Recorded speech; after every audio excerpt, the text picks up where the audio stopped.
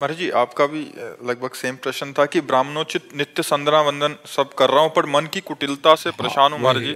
मातृशक्ति के प्रति भोग्यवाह से बच नहीं पा रहा हूँ। बिल्कुल बिल्कुल, ये आपका प्रश्न नहीं है, ये पूरे साधकों का प्रश्न है, चाहे विरक्त हो चाहे गृहस्थ हो। चूंकि बहुत जन्म से दुर्वासना मम सदा परिकर्षयन्ति, दुर्वासनाएं हमारे द्वारा बढ़ाई गई हैं, मिटाई नहीं गई अभी तक। अब हम मिटाना शुरू कर रहे हैं, तो हमको दृढ़ होना है कि कुछ भी हो जाए मुझे परमार्थ नहीं छोड़ना, मुझे भगवान का भजन नहीं छोड़ना। कुछ भी हो जाए, कुछ भी हो जाए, अब कुछ भी हो जाए मैं भजन नहीं छोड़ूं। ऐसा जिद्दी आदमी माया से पार हो जाएगा। इसमें जिद करनी, इसमें हट करनी है। ये हमें आज गिरा भी दे अगर ये, तो भी मुझे नहीं रुकना, मुझे चलना है इस मार्ग में, तभी वो सफल हो पाता है। बचपन से इस मार्ग में चल रहे हैं और सदैव अकेला ही इस मार्ग में चलना होता है, कोई साथी नहीं होता। और सोचो मन की दशा क्या है, आप संसार में रह रहे हो, हम बाबा जी गंगा किनारे पूरा जीवन व्यतीत किया, कैसी मन की लड़ना पड़ता है। कई बार वो मुंह की खवाता है, गिराता है, फिर संभल के चलना पड़ता है, राधा राधा राधा, फिर चलना पड़ता है, 4 कदम चले फिर फिसल गए, राधा राधा फिर चले। ये बहुत फिसलन का मार्ग है। माया बहुत बलवती है, वो कभी भी कहीं भी कैसे भी गिरा सकती है। बचाते हैं तो भगवान बचाते हैं। हम नाम जप करते हुए सदैव आगे बढ़े, दुर्वासनाओं के चक्कर में न पड़े, और ये दुखी ना हो कि दुर्वासना पिंड नहीं छोड़ रही। एक दिन ऐसा आएगा कि आप निष्काम हो जाओगे, पर अभी हमको लड़ते रहना है। ये महाभारत से भी बढ़कर युद्ध है, वो तो 18 दिन हुआ, यहाँ पूरे जीवन भर लड़ना है, पूरे जन्म भर लड़ना है, तब जाकर विजय प्राप्त होगी। खूब नाम जप करते रहो, धीरे धीरे शांत हो जाएगा। श्री हरिवंश महाराज जी, जब मैं किसी संत या इंसान को देखता हूं तो दोष दर्शन ना करने का प्रयास करता हूं, पर मन हमेशा मुझे कोई ना कोई दोष दिखाता है जिसके कारण पाप बन जाता है। कृपया मार्गदर्शन। वहां जबान से मत बोलो, क्रिया मत करो, तो मानसिक पाप कलयुग में नहीं लगता। कल कर एक पुनीत प्रतापा, मानस पुण्य हो ही नहीं पापा। तो मानसिक पाप नहीं लगेगा। अगर वाणी से निंदा कर दोगे तो फिर दोष लग जाएगा। और आप बहुत ब्रह्मचर्य छीण करते हो यार। क्रिया तो महाराज जी बहुत पहले छोड़ दी थी, लेकिन अब बहुत पहले, कितने 1000 वर्ष के हो अभी नए बच्चे हो। गलत आदत, गलत आदत, गंदी आदतों को छोड़ो, गंदी बात छोड़ो, नहीं तो दिमाग पर असर पड़ता है इससे, और निगेटिव चिंतन बढ़ने लगता है। परदोष दर्शन तो अभी गिरा देगा, जाके तुम्हें डिप्रेशन में पहुंचा देगा। निगेटिव चिंतन कराते कराते गिरा देगा आपको। ब्रह्मचर्य पर ध्यान दीजिए, आप अपने ब्रह्मचर्य की रक्षा कीजिए, ठीक है। ब्रह्मचर्य पर दंड बैठक मारो, दौड़ भाग करो, सुबह 4 बजे उठो, 2-3 किलोमीटर दौड़ लगाओ, ब्रह्मचर्य से रहो, तभी चिंतन सही हो जाएगा। ब्रह्मचर्य बिगड़ गया तो चिंतन बिगड़ जाएगा, ठीक है। एडवोकेट परीक्षित शर्मा जी, दिल्ली से। राधे राधे महाराज जी। राधे राधे महाराज जी, आपके इसी वक्तव्य पे इन्होंने पहले ही प्रश्न ऐसा लिखा है कि आपके द्वारा दिए गए प्रवचनों से महाराज जी हजारों परिवार जो बिखरने की कगार पर थे, जो तलाक या अन्य विवाद में उलझे हुए थे, नई दिशा पाकर अपने जीवन में आनंदपूर्वक अभी जीवन जी रहे हैं। महाराज जी, एक अधिवक्ता हैं, कह रहे हैं कि मैंने ये बदलाव बहुत सारे अपने क्लाइंट्स में भी देखे महाराज जी। मतलब जैसे आप ये बता रहे हैं तो काफ़ी लोग महाराज जी आते भी हैं, प्रश्न भी आते हैं कि मतलब हम ऐसी पति पत्नी दोनों ही महाराज जी एक अच्छी एक नई दिशा मिल गई कि हम जो हुआ आज तक हुआ, बट आगे से हम ऐसी कोई भी गलती नहीं करेंगे और एक नया जीवन का एक मार्ग अपना रहे हैं महाराज जी। तो इसके लिए आपको धन्यवाद कह देना चाहता हूं। धन्यवाद तो समाज को है जो हमारी बात मान रही है, अगर ना माने तो हमारी बात का क्या महत्व।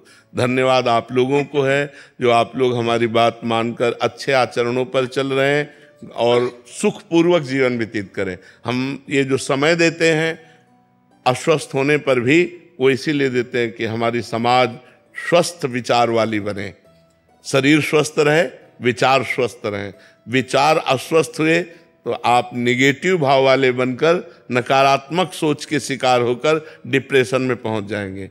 शरीर अस्वस्थ रहा तो आप कोई सेवा लायक नहीं रहेंगे। दोनों स्वस्थ चाहिए, विचार स्वस्थ चाहिए और शरीर भी स्वस्थ चाहिए। तो आप लोग बात मानकर अध्यात्म में चल रहे हैं, ये धन्यवाद के पात्र आप हैं। तल्लन जी। राधे राधे महाराज जी। राधे राधे महाराज जी। महाराज जी, संसार में व्यवहार कैसे करें? बहुत लोग गलत आत्माओं से युक्त हैं, तो उनका संग भी करना पड़ता है। अगर वो पारिवारिक ही हों तो उनसे कैसे संपर्क करें? या बिल्कुल संबंध? बिल्कुल नहीं, ये समस्या आपकी बड़ी समस्या है और ये प्रायः कई भक्तों की समस्या रहती है कि वो अपने रिश्ते, अपने संबंधों को कैसे पुष्ट करें। जब हम अध्यात्म की तरफ कदम बढ़ाते हैं, उनके सारे आचरण अध्यात्म के विरुद्ध हैं, तो फिर हम कैसे उनका सम्मान कर सकें, कैसे हम उनसे संभाषण कर सकें। तो एक ही बात है कि भगवत भाव करके अपनी बात बना लो, उनमें भी भगवत भाव कर लो। भगवानी स्वरूप का नाटक कर रहे हैं, कोई बात, हमें नहीं पीना, हमें नहीं खाना। जैसे कई बहुएं ऐसी हैं कि स्वयं वैष्णव हैं, वैष्णव बचपन से हो गई, अब वो ऐसे घर में गई जहाँ मांस खाया जाता है, प्याज लहसुन खाया जाता है। अब भारी समस्या उनके सामने है, तो हम कह देते तुम मत खाओ, लेकिन अपने पति परिवार के लिए प्याज लहसुन का भोजन बना दो। झगड़ा क्यों करोगी? प्रारब्ध के अनुसार वहां पहुंच गई हो तो घर को सजाओ, उजाड़ो मत, अंदर से भजन करो। तुम भले मत खाओ, लेकिन परिवार का पोषण जैसे हो रहा है वैसे करो। ऐसे ही आपसे प्रार्थना है कि जो अपने से श्रेष्ठ हैं, सम्माननीय हैं, उनको वैसा ही सम्मान दो, वैसे ही प्यार करो। आप गलत भोजन, गलत संग का प्रभाव अपने ऊपर ना आने दो, यही बात हो सकती है। तो इसलिए गृहस्थ में ही रह करके हम सबको सम्मान देते हुए, सब में भगवत भाव रखते हुए, अपने को बचाते हुए अध्यात्म में चलें। है बड़ा कठिन, है बड़ा कठिन। ऐसा नहीं है कि बहुत सरल बात हो, बहुत कठिन है कि जिससे हमारा मन नहीं मिल रहा, जिससे हमारी आदत स्वभाव नहीं मिल रही, और उस आदमी को हमें सम्मान करना है जो हमारे अध्यात्म के एकदम खिलाफ है, और हमें वहाँ उनके बीच में जाना है, उनसे बात करना है, उनका स्वागत करना है। ये है बहुत कठिन बात, पर करना पड़ेगा, क्योंकि गृहस्थ धर्म में मान लो अपना दामाद है, वो बेटी का है, अगर हम जरा भी कोई कड़वी हरकत करते हैं तो हमारी बेटी पे वो कड़वी हरकत का प्रभाव पड़ेगा। हमें बहुत समझना है, हमें गलत आचरण नहीं करने, हमें अपने अध्यात्म को बचाना है, उनमें भगवत भाव करके व्यवहार करना है, दूसरा कोई उपाय नहीं है। तनिष्का अरोड़ा जी। राधे राधे महाराज जी। महाराज जी, कथा एवं नाम जप के बाद भी मेरा मन अक्सर विषयों की तरफ भटकता है। अपने भजन को गुप्त रखने के लिए मैं अक्सर अपना समय मित्रों के साथ गुजारती हूँ। अथक प्रयास के बाद भी मेरा मन एक चित्त होकर भजन में नहीं लगता। इस बात का मन में अक्सर गलानी होती है। मित्रों के साथ भी मन में नाम तो चलता रहता है, पर जब कोई पद सुनती हूँ रोना भी आता है। मैं अपने समय को व्यर्थ कर रही हूँ। मतलब लगे रहो,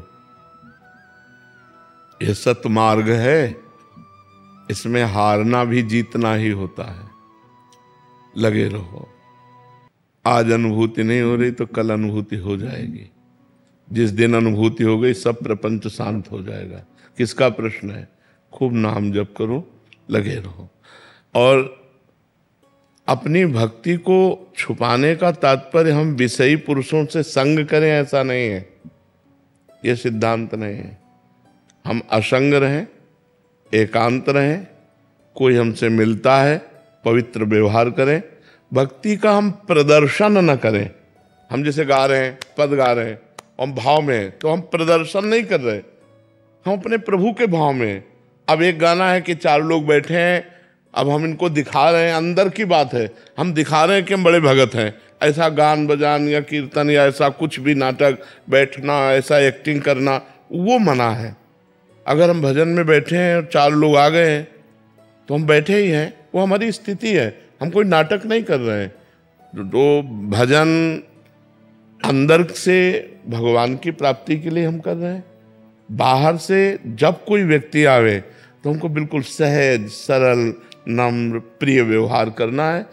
अगर वो विषयी है, अगर वो हमारे परमार्थ के विरुद्ध है, तो हमें उसका त्याग कर देना है। हमें फिर संग नहीं। जाके प्रिय न राम वैदेही तजिए ताहि कोटि बैरी सम यद्यप परम सने। चाहे वो भोजन हो, चाहे वो स्थान हो, चाहे वो व्यक्ति हो, जिसके संग से हमारा भजन छूटे वो हमें प्रिय नहीं हो सकता। वो भोजन प्रिय नहीं हो सकता, वो स्थान प्रिय नहीं हो सकता, वो व्यक्ति प्रिय नहीं हो सकता। और बहुत जन्मों की दबी हुई वासनाएं हैं, इसलिए लाख बार एक ही वासना आपको अनुभव में हो सकती है, ये डिलीट नहीं हुई अभी तक।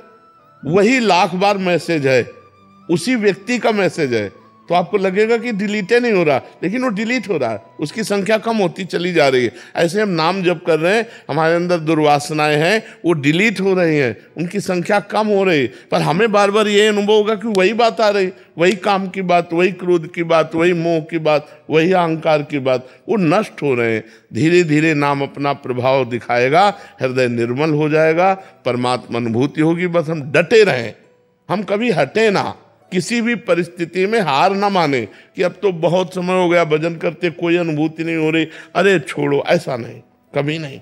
भजन कभी व्यर्थ नहीं जाता, नाम जब कभी व्यर्थ नहीं जाता, वो चमत्कार दिखा के रहेगा, पर हम लगे रहें। जब तक हमारे पाप हैं तब तक वो हमें अनुभव में नहीं आने दे रहा, और जिस दिन पाप नष्ट हो गए, निष्पाप हृदय हुआ, उसी दिन चमत्कार हो जाएगा, उसी दिन आनंद की अनुभूति होगी। प्रोफेसर प्रज्ञेंदु, दिल्ली विश्वविद्यालय। राधे राधे।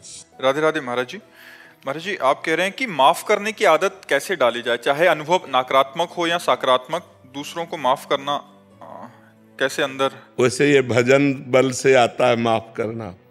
जब हृदय में बहुत आनंद होता है, कोई गाली देता है, अपनी मस्ती को बचाने के लिए किसी भी तरह का विक्षेप स्वीकार नहीं किया जाता, पर अंदर मस्ती होनी चाहिए। जब भजन की मस्ती होती है, कोई पीछे से थप्पड़ भी मार देना, अब अंदर मन प्रश्न कर रहा है, इसने थप्पड़ मारा, हाँ तुम्हारे प्रारब्ध हैं, तुम्हारे प्रारब्ध है, पूर्व का पाप है, उसको भोग लो, राधा राधा राधा राधा। वो उधर देखता भी नहीं है, तो गाली दे, अपमान कर। देखो, इस जगत की एक रीति है कि हम आपको लाखों प्रकार से सुख पहुंचावें, लेकिन जब आपका नंबर आएगा तो आप हमें दुख ही देंगे, सुख नहीं देंगे। ये रीति है, ये सैकड़ों लोगों का अनुभव, आप अनुभव करके देख लो जो हम बात कह रहे हैं, कि आप दूसरे को सैकड़ों प्रकार से सुख पहुंचाइए, लेकिन जब समय आएगा तो वो तुम्हें पीड़ा पहुंचा सकता है, सुख नहीं पहुंचाएगा। ये संसार का स्वरूप है। अगर आप गर्दन उतार के भी दे दोगे ना, तो उसको भी बेचना चाहेगा कि यार बिक जाएगी क्या, ये संसार का स्वरूप ही है।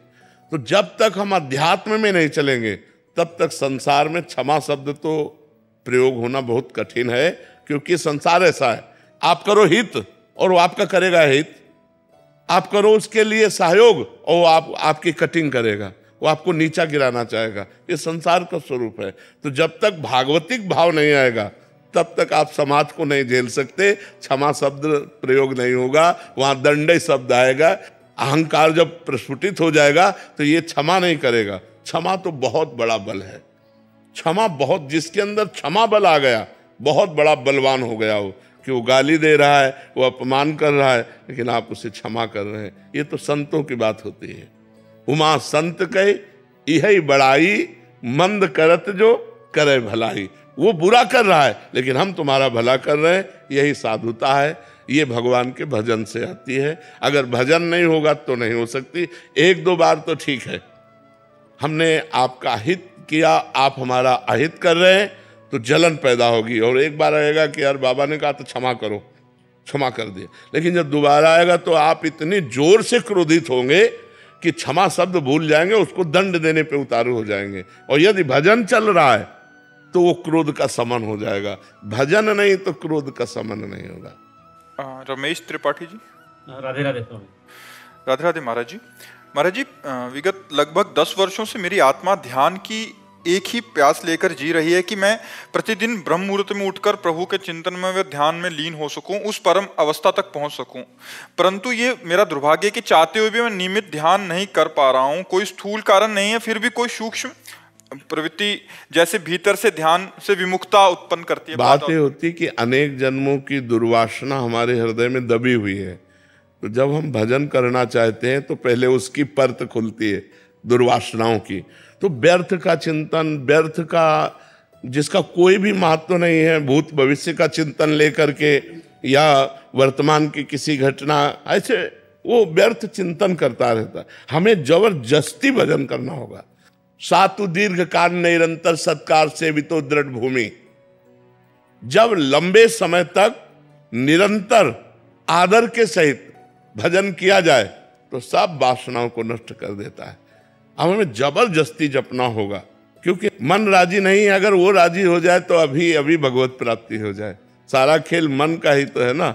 मन की सारी तरंगे नष्ट हो जाएं, वासनाएं नष्ट हो जाएं, मन ही कृष्ण है, अभी कृष्णाकार उसका अनुभव हो जाए। इंद्रियाणाम मनश्चास्मि, इंद्रियों में मैं मन हूं, भगवान श्री कृष्ण कह रहे हैं। तो मन में जो दुर्वासना है उसको निकालना बड़ा कठिन होता है। हम नाम जप कर रहे हो, दुनिया का प्रपंच कर रहा है। आप देखो ना, जब के आप नाम जप कर शुरू करो, वो दुनिया के इतिहास, जो सवाल हल ना हो रहा हो वो नाम जप करने में हल हो जाएगा, आप देख लेना। जो बात हल ना हो रही हो वो नाम जप करने में हल कर देगा, क्योंकि आप जहां नाम जप के लिए उठाए तहाँ शुरू कर देगा। जब भी हमें चालू करता हूँ, एक घटना ऐसी है कि 7 वर्ष से उसको विसारने की कोशिश करना है, विसर। वही कह रहा हूं, ऐसी एक घटना नहीं, अगर ये मिटा दो तो वो दूसरा रख देगा। मन तब तक आपको परेशान करता रहेगा जब तक निरंतर भगवान का भजन नहीं होगा। निरंतरता में लाओ। इसीलिए यद जिह्वाग्रे वर्तते नाम तुभ्यम कहा गया, ना कि मनसाग्रे। महापुरुषों ने, ब्रह्म ऋषियों ने इसीलिए कहा यद जिह्वाग्रे, जिह्वा के अग्र, ऐसे जपने के लिए।